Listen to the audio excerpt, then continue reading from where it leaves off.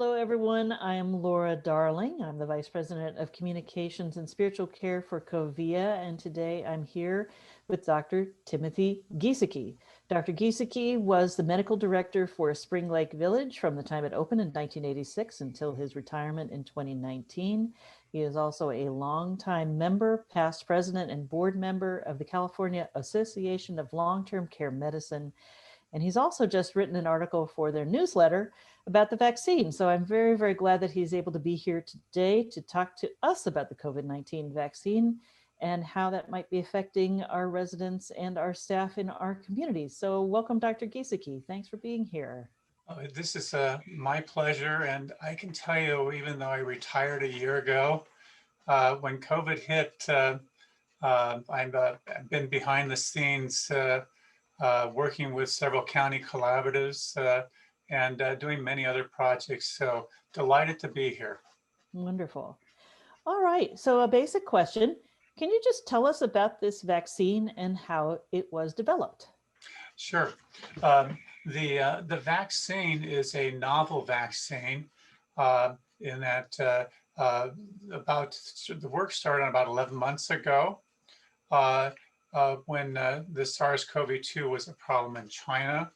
And early on, it was clear that the way the virus infects us is through a spike protein, which is why you see when you see pictures of the viruses, you see all those projections coming off. Those are the binding proteins.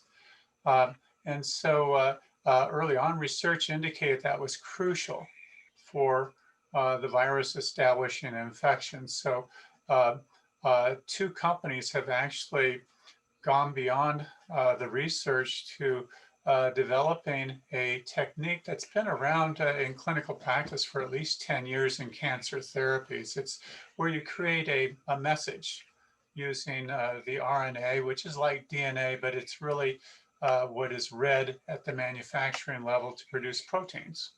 And so they developed a technique which is well established for injecting this mRNA and allowing it to penetrate into cells and then create a sideshow, if you will, in the factory where this spike protein is developed and temporarily, it's only temporarily, becomes a circulating. So the body sees it as a foreign protein, makes antibodies against it. So that when the virus actually does infect us or attempt to affect us, very quickly it's identified as something foreign to be destroyed and the virus is destroyed. Now, the theory has been tested because the theory made sense, but it needed to be tested. There were three phases that you have to go through to get any drug through the FDA, be it standard chemical medicine or biologic like this is. And so it went through phase 1 and phase 2, and physicians get interested in the phase 3 study, which is where they had 43,000 volunteers who half of them received the vaccine, the other half received placebo. And what they were attempting to identify is, does this make a difference in who gets infection? And then also, is it safe? Were there serious side effects beyond what you'd anticipate? In order to get FDA approval, you need to have at least 50% effectiveness of the vaccine. And the vaccine trial for the FDA went 2 weeks more than usual. Usually it's 6 weeks in this phase 3 study, but the FDA required 8 weeks for every one of those of the persons. Actually, 41,000 completed the 8-week study. And then the other question that comes up in phase 3 studies, particularly in the time I've been in medicine, used to be your volunteers were medical students or were white males in their 40s and 50s. That was the study population. Almost all studies up until, the mid 80s. And subsequently we included women, and now we include people of very ethnically diverse backgrounds. So in this study, 30% were from ethnically diverse backgrounds. And there was a significant number of people, I think 45% in the 55 to 85 range. So that the, excuse me, the what I think what I'm telling you is that in the 41,000 that completed the 8-week part of the study, and there actually were 43,000, but they just had not completed by the time they submitted their request for approval.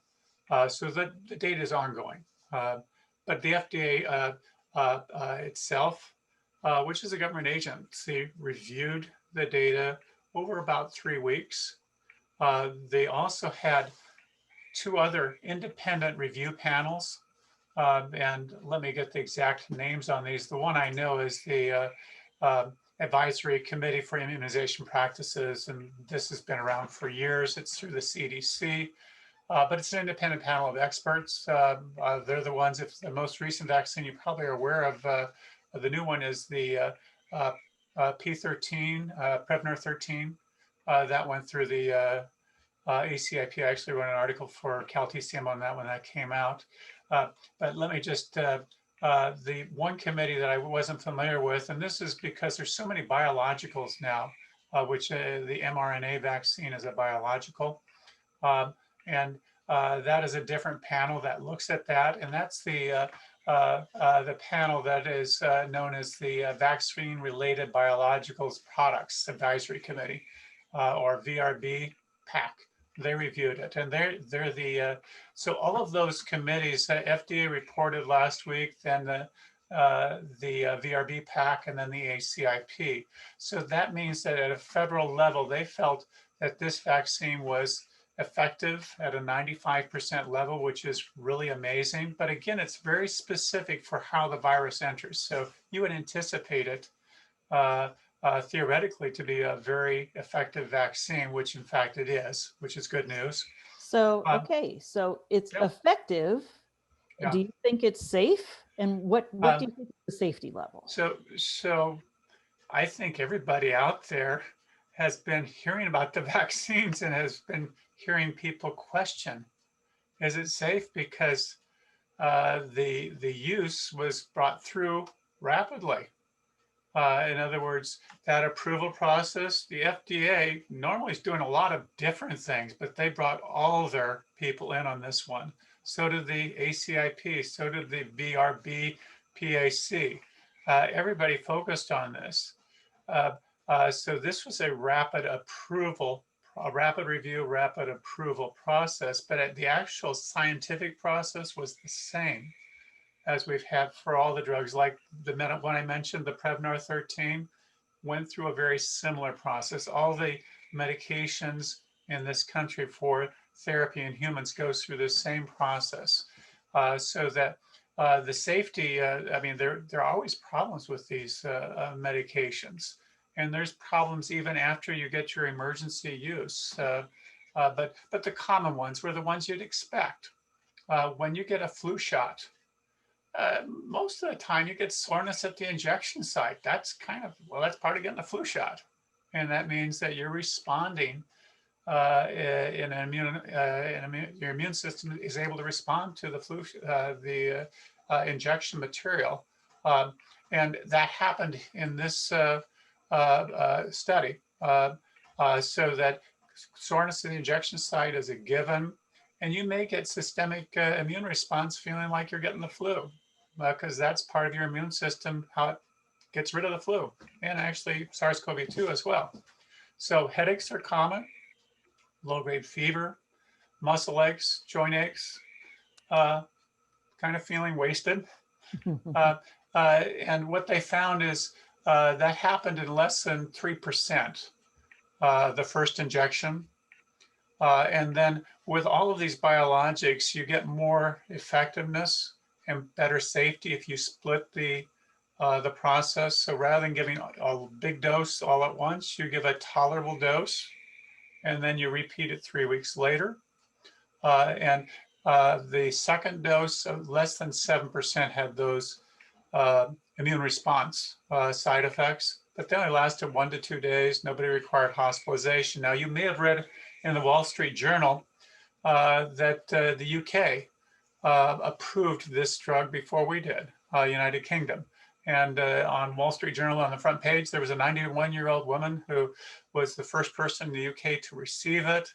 And then within about 3 days, they said, wait a minute, we had 2 people who have serious allergies carried EpiPens because of that.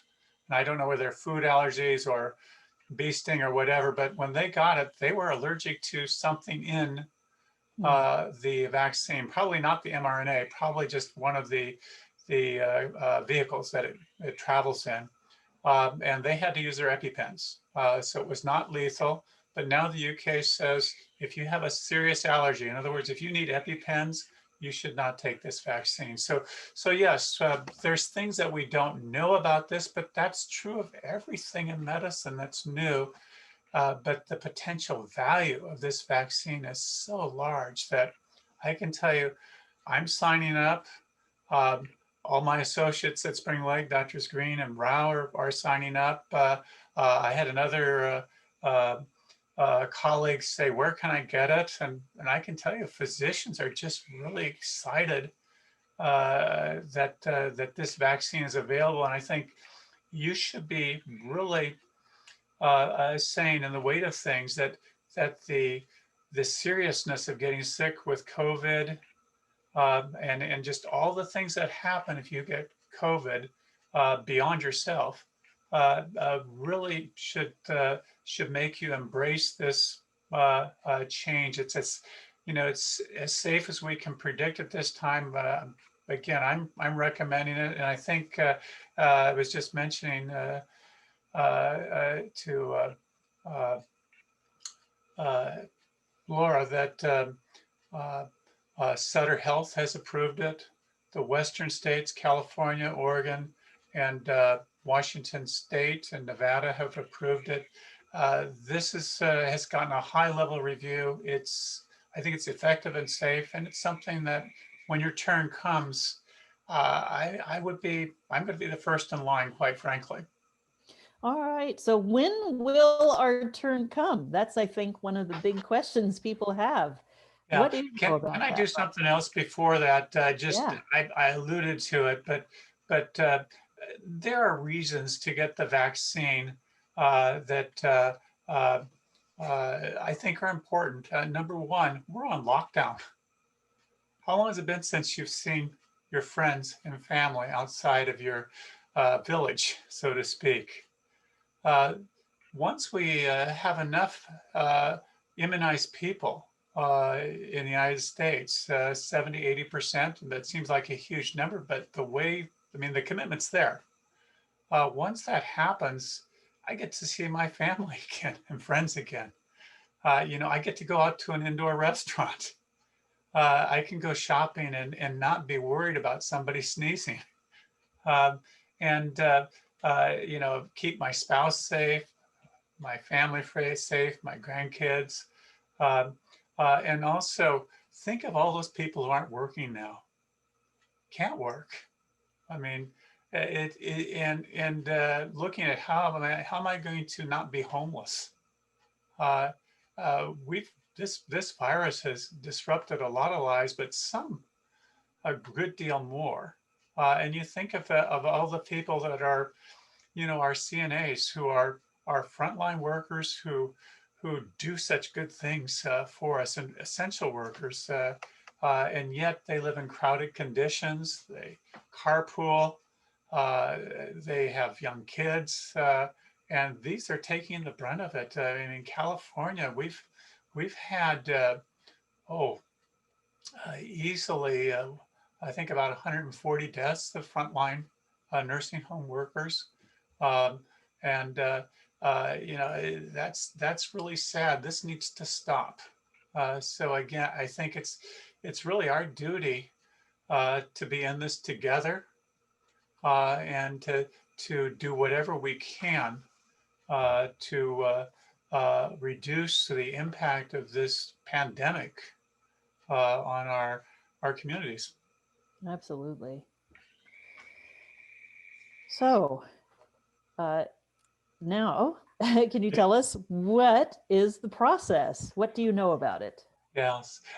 In California, there has been a process of having 70 community experts and also state experts, many of them infection control, but also there have been people from the California Association of Long-Term Care Medicine on this committee. They've had a series of meetings. And what they have done is to set up what we call in medicine a triage system, that is a priorities that who will most benefit from getting the vaccine early, and the decisions are I think pretty obvious. You know, people that work in the ICUs and hospital, people who work on the COVID wards in the hospitals, and quite frankly, our hospitals are so full at this point that pretty much you're looking at anybody frontline worker in the hospital is going to get this vaccine. That's a high priority. Uh, in nursing homes, most of the physicians who work in nursing homes are high risk physicians because that's the way the workforce has developed. So in nursing homes, physicians, physician assistants, nursing home, or nurse practitioners, your RNs, your LVNs, your CNAs, housekeeping, dietary, all of those folks are going to be high priority. Uh, uh, because we know that older adults who are frail and living in congregate settings have much more risk of exposure because they're having more time with requiring intimate care, so to speak, close range care. Those folks are also a priority. So skilled nursing residents, assisted living, memory residents are a high priority. So this month, we're anticipating, Pfizer says they'll have 20 million doses this month delivered. We're anticipating vaccinations starting the end of this week. And then Pfizer says 30 million in January and another 30 million or 50 million in February. And That's nationwide, correct? that's all those data are nationwide, and California has 40 million out of the 330 million people in the country. So we have over about 11-12% of the populations in California. So we're a high priority. But the other thing is there's another vaccine, the Moderna vaccine, which is an mRNA vaccine, has very similar 94.7% effectiveness, differs in that it does not require the cold storage that the Pfizer vaccine does. So it's more like a normal vaccine, has a better shelf life. That's the vaccine that probably will be used most in skilled nursing and continuing care retirement communities because it has a good shelf life. And the other thing is, if you think about it, if the side effects are influenza-like side effects where you're aching all over, headache and fever and those sorts of things, even though somebody received a vaccine, you don't know if this is simultaneous influenza or simultaneous respiratory syncytial virus or simultaneous COVID. So the reality is you're going to have to treat the side effects as though it could be the SARS-CoV-2 infection. So that creates staffing chaos and infection prevention control chaos. So we're going to figure this out. There's a lot of details that are yet to be figured out, but we will do this. The reason I brought up the Moderna vaccine is it's scheduled to be approved. And because this was approved as anticipated last Friday, we anticipate this Friday the Moderna will be available. And quite frankly, I think the Moderna vaccine will be the one that the majority of you will have available to you. And again, there are going to be a number of doses there. So when will we all be vaccinated? Hard to know. Experts are predicting anything from May, June to more likely the fall, September, something like that, because these companies are selling to the world. It's not just the United States. I said UK was the first, and so their manufacturing estimates and delivery estimates may be overly optimistic. I guess we can't anticipate then that we're going to stop wearing masks by January then. What do you think is going to be our next steps? How long will we be Mm-hmm. Yeah, wearing masks and great question. testing and all of those? Um, so I'd like to just recommend a book to you. If you like to read, there's a book called The Great Influenza, which is about medicine at the turn of the century, from about 1890 through the Great Influenza pandemic of 1918 and 1919. Uh, I'd like to recommend that because what that showed is that medicine rapidly improved in the late 1800s from really being very much a mystical kind of enterprise to actually a science-based enterprise. And the public health measures that we have today are the same measures we had back then. The masking, the avoiding tight spaces, uh, and the outdoor space being good, and droplet precautions and cleaning and all that stuff. They knew that from polio, from typhoid, from measles, from cholera. They knew that in the early 1900s. In fact, the polio virus was identified in 1904. Uh, but unfortunately, science wasn't there to really alter the pandemic. And also, we were at war, World War I, which means the barracks were packed. And pretty much the whole society was disrupted into a war machine. And the war machine had packed manufacturing. And you had these things called Liberty Bonds, uh, where you had Liberty Bond parades, like in Philadelphia, with 300,000 people spreading influenza. But what they found in retrospect was the only thing that worked for the pandemic was public health. Uh, the convents, the sanitarians that really were totally locked down, they had no influenza. Uh, so what we know about SARS-CoV-2 is public health actually works, but you really have to practice it effectively. And I'll just give you a couple principles that you may not want to hear, but now that medical masks are available, uh, that's what you should be wearing. Cloth masks are about 45% effective. Your KN95s, which are the ones that loop over the ears, are about 85% effective. The ones that are used on your nursing units that have the strap that go behind the head and the neck have a much better fit and actually are fitted. Uh, those are about 95% effective. And the reason medical masks are more effective than the cloth masks is they actually have electrostatic forces that trap the virus embedded within them, whereas the mask doesn't. So you really should be, medical masks are readily available and they're not expensive. And I reuse mine, put in a sandwich bag, if you will, a lunch bag, brown bag, and store it because it dries out and it's reusable. But that's what you should be using, number one. Number two, always use a mask when you're outside your apartment because you just don't know. Try and limit the size of your gatherings to under 10 or 8 because all it takes is one person to not mask to blow the whole thing open. And I see that happen all the time. Um, and then follow public health guidance. Right now we're on lockdown because in December, every week we're doubling to tripling the prevalence of COVID. And what we know is the more common the COVID is in the community, the more likely we are to get COVID. It's just, and that's what happened in the 1918 pandemic is once it entered a congregate population, a packed population, it just went through.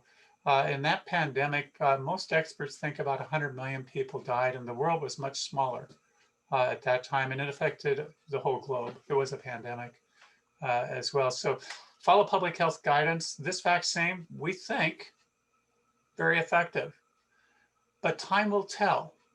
And we just don't know at this point. So are you bulletproof when you get this vaccine? The statistics, the scientific statistics are actually the more prevalent the COVID, which we're in a winter surge right now, the less effective the vaccine. Because think about it, you're getting more exposure, you're getting greater doses of COVID, and that can overwhelm the immune system. So even if your immune system is ready to go to battle, you just had a major dosing. And so most people think that the vaccine actually during this winter surge is only going to be about 50% effective. So that you really should continue to do all the public health measures until public health says this no longer makes sense. Okay. One last question for you. Any words of encouragement that you have for our residents and staff who've been fighting this battle for the past 9 months? What would you like to say? Number one, this is not forever. The vaccines they're just good news. Look at the stock market. I mean, it's responding. I think they are correct. I think the vaccines is going to allow us to have a more normal life, even if the virus has the ability to change like influenza and becomes a persistent problem. I don't think we're going to see it out of control like it is right now going forward. I think this will be a part of our lives, but I think it's going to be a manageable part of our lives. So persistence is important. And then I can tell you, my wife and I, we had a boring Thanksgiving, and we're looking forward to a boring Christmas. But there are technologies, Zoom, FaceTime. We're doing a lot more FaceTime than we had in the past. And also outdoors are wonderful. I take my dog for a walk every morning, listen to a podcast. Dr. Green, who's one of my good friends, works at Spring Lake. We go for a bike ride on Sunday mornings or a jog, and then go to a coffee house and 6 weeks, 6 foot apart, and chat. Those are things you can do. The outdoor space is your friend. And I think as long as you don't have large gatherings, as long as you're masked for the most part, to mask as much as you can, that's kind of where you live at this point in time. So this too will pass. The great pandemic of 1918-19, it passed. Once it went through the world and everybody was immune to it, you had herd immunity, and you moved on. So we'd like to do it without killing 100 million people. We'd like to reduce that. And the sad thing at this point is Dr. Fauci has been spot on. Listen to Fauci. I mean, he said, by time February comes, we'll have 400,000 deaths in this country if we don't do public health measures. And right now we just hit 300,000 today. He's been spot on because even though all the warnings are out there, we're seeing the effects of Thanksgiving. And unfortunately, we're probably going to see the effects of Christmas. But, for people in the know, such as yourself, have a boring Thanksgiving and a boring Christmas. And I do want to wish you a Merry Christmas and a Happy New Year, and stay safe. Thank you so much, Dr. Gieseke. And you stay safe too, and we look forward to hearing more from you in the future. Thank you very much.